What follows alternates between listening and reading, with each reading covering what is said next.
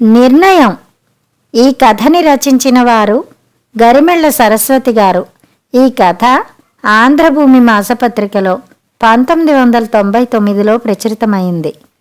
అమెరికాలో ఒక weekend sight seeing, shopping చేసి తిరిగి వస్తున్న దుర్గా, వినోద్ ట్రాఫిక్ జామ్లో ఇరుక్కున్నారు. దుర్గ కారు ఆపడంతోనే ముందున్న కారులోంచి ఒక యువకుడు దిగివచ్చి ఆమె కారు తగిలి తన కారు దెబ్బతిన్నదని గొడవ చేయడం మొదలుపెట్టాడు. దుర్గ కారు దిగి వెళ్లి పరిశీలించి తన కారు అతని కారుని తాకిన మాట నిజమే, కానీ దానికి ఏమీ డ్యామేజ్ కాలేదని చెప్పింది. కానీ ఆ యువకుడు వినిపించుకోలేదు. తనకు నష్టపరిహారం చెల్లించి తీరాలని, లేకపోతే రిపోర్ట్ చేస్తానని, కోర్టుకు వెళ్తానని బెదిరించడం మొదలుపెట్టాడు. నష్టపరిహారం చెల్లించవలసిన అవసరం తనకేమీ లేదని దుర్గ వాదించింది. పావుగంటకు పైగా సాగిన వారి వాగ్వివాదం వాహనాలు కదలడంతో అంతమైంది. అతను తన కారులోకి దూకి స్టార్ట్ చేశాడు. దుర్గ అలసటగా వచ్చి డ్రైవింగ్ సీట్లో కూలబడింది. అంతసేపు కారులోనే కూర్చొని ఆమె వాగ్దాటికి అచ్చెరు వందుతూ కోపంతో ఎరుపెక్కిన ఆమె అందమైన మొహాన్ని చూస్తూ పరవశించిపోయిన వినోద్ ఆమె కారెక్కగానే హ్యాట్స్ ఆఫ్ దుర్గా అన్నాడు. అన్యాయాన్ని ఎదిరించినప్పుడు అపర దుర్గవే అనిపించావు. అంతేకాదు, కోపంలో నువ్వెంత అందంగా కనబడ్డావు అన్నాడు ప్రశంసాపూర్వకంగా.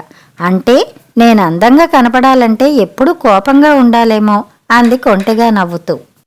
ఊహు, అప్పుడప్పుడైతేనే బాగుంటుంది అన్నాడు వినోద్ తను నవ్వేస్తూ. అరగంట తర్వాత కారు వినోద్ బస చేసిన హోటల్ ముందు ఆపింది దుర్గ.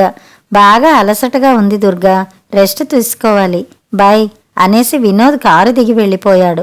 చాలా దూరం డ్రైవ్ చేసి బాగా అలసిపోయింది దుర్గ. గొడవ కూడా తోడవడంతో అప్సెట్ అయింది కూడా. వినోద్తో వెళ్ళి కాఫీ తాగి రిలాక్స్ అవుదాం అనుకుంది. కానీ అతను రమ్మనకపోవడంతో నిరాశపడి తన అపార్ట్మెంట్ వైపు కారును మళ్లించింది. రాత్రి 11 గంటలు. దుర్గ పనులు ముగించుకుని పక్క మీద వాలుబోతూ ఉండగా ఫోన్ మోగింది. విసుక్కుంటూ రిసీవర్ అందుకొని హలో అంది బద్ధకంగా. నేను దుర్గా, వినోద్ని అన్నాడు. అతని గొంతు వినగానే నిటారుగా అయింది. ఇంత రాత్రప్పుడు ఎందుకు ఫోన్ చేశావు అని అడిగింది.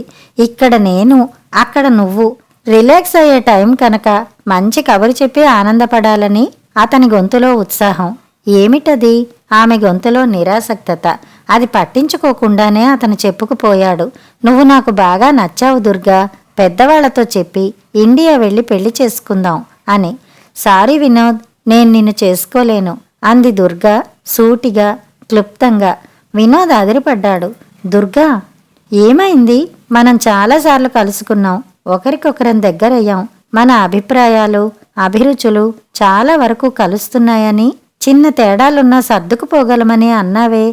కాదనడం లేదు వినోద్, కానీ సాయంత్రం జరిగిన సంఘటన వల్ల మనసు మార్చుకోవలసి వచ్చింది. సాయంత్రం నేనేం చేశాను దుర్గా? ఏమీ చెయ్యలేదనే. అంటే గొడవ జరుగుతున్నంతసేపు నువ్వు కారులోనే ఉండిపోయావు కదా. అవును, గొడవల్లో తలదూర్చడం నాకు ఇష్టం ఉండదు, అందుకే మౌనంగా ఉండిపోయాను. హోటల్ దగ్గర కారు ఆపగానే బై చెప్పేసి వెళ్ళిపోయావు కదా, అలసటగా ఉండి వెళ్ళిపోయాను తప్ప. అయినా ఆ సంఘటనలకి మన పెళ్లికి ఏం సంబంధం అడిగాడు అసహనంగా. సంబంధం ఉంది వినోద్. నువ్వు భార్యతో సరదాలు విలాసాలు పంచుకుంటావే తప్ప ఒడిదుడుకుల్లో తోడుగా నిలబడవని, ఆమె అలసటను శ్రమను పట్టించుకోకుండా నీ సుఖం నువ్వు చూసుకునే స్వార్థపరుడవని నాకు అర్థమైంది. అందుకే నేను నిన్ను చేసుకోలేను, గుడ్ బై అని ఫోన్ పెట్టేసింది దుర్గ. చదువు వంకతో చిన్నప్పటి నుంచి ఒక్క పని కూడా చేయకుండా, కన్నవాళ్ల తోబుట్టువుల శ్రమను గురించి పట్టించుకోకుండా వారి చేత పనులు చేయించుకుంటూ పెద్దవాడయ్యాడు వినోద్.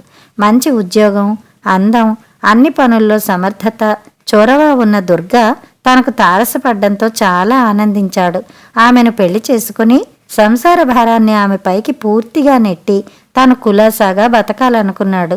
కానీ కథ అడ్డం తిరగడంతో నిరాశతో నిస్పృహతో మంచం మీద వాలిపోయాడు.